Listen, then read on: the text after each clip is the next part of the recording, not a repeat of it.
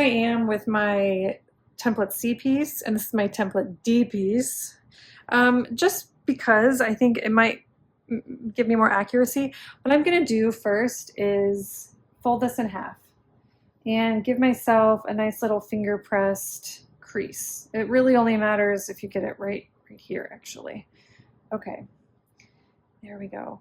Okay, so I'm gonna go right sides together. Of course, if your template D is a print, just make sure that prints are always right sides together. You have a little bit more leeway when you're dealing with some solids. Okay, so it's still kind of, it's all lined up.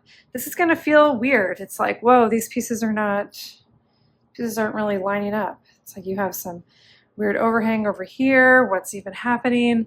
We're gonna ease it together at the sewing machine. We'll ease it together. The lovely thing about these templates is that they were basically designed so that you can make mistakes. They were designed so that you can kind of stretch and fudge. Fudge is a technical word, which means, you know, just kind of ease things in at your leisure. Okay, so I'm gonna start with a little bit of overhang. Let's see here. Let me get really up here and close so you can see. Right here, do you see that? So my template D background is just kind of overhanging over my template C. I'm not going to use any pins. This first one that you do is going to feel the wonkiest. And then the second one you do is going to feel the second wonkiest. And then by the time you're done, you're going to be like, I got it. And then you'll be done, so it won't even matter. No, I'm kidding. And then you'll have to make another one. As you're sitting here, you'll just kind of think, oh, this wants to go where it is supposed to go. And that's kind of the beauty of curves, is that they do want to go. They want to go together. They're buddies.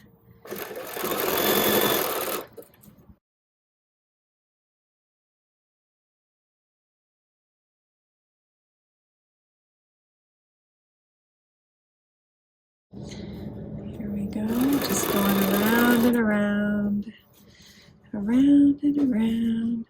Sometimes you may get a little bit of a ruffle or a pucker, and you know, you're just gonna do your best. There's my pin. I'm gonna pull it out. Just gonna take it, ease it around. Easy does it, you know? Just going nice and slow.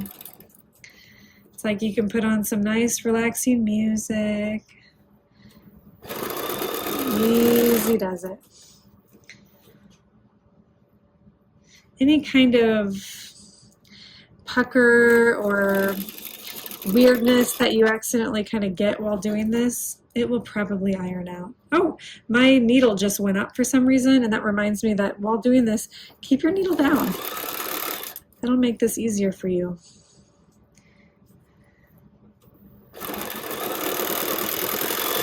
Okay. Let's zoom out and kind of see how we did. Okay, so when you're finished sewing, you're going to be left with a weird, like, crumpled napkin thing that you have here. You know, you're like, what? This isn't what I was going for. But then when you open it up, you can kind of see, wow, I kind of did it. And then once you press it, it's just going to look like way better than you thought it was going to look. Everything looks weird until all of a sudden you open it up and it looks great. Ta-da! So now you've sewn and pressed all of your drunkard's path or quarter moons, or I guess eighth moon wedges. Okay.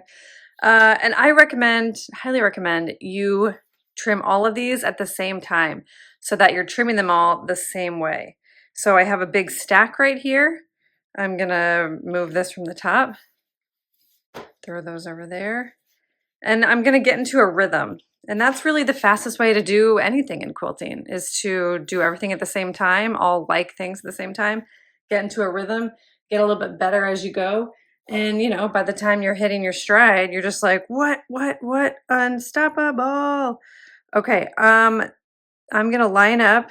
Again, I have my 12.5-inch square ruler. So good for this pattern. Highly recommend. You're trimming basically everything with this ruler.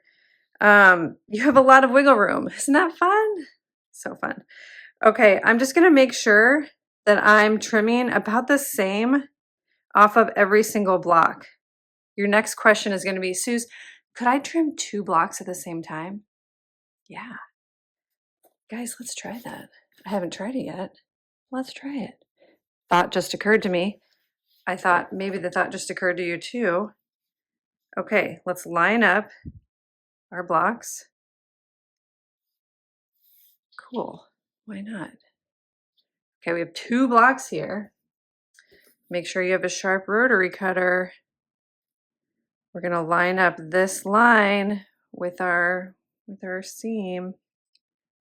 Hopefully everything is lined up. Okay, and I'm gonna trim off more of my white background than my half moon. It actually doesn't matter what you choose to do as long as they're all the same, because you just want these to line up with each other in the end.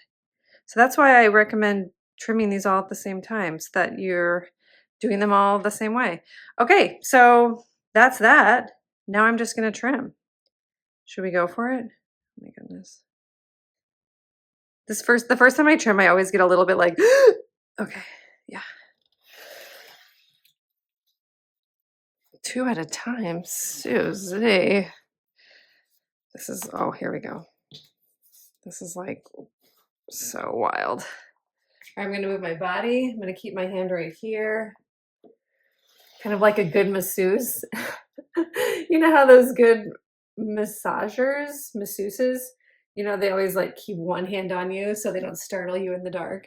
I always like that. I appreciate that. It's been so long since I've had a massage though. Do they even still do that? Okay, did we do it? Let's get that one a little bit more. Oh, wait. Okay, got it. How much do you love these cutting sound effects? Okay, how pretty.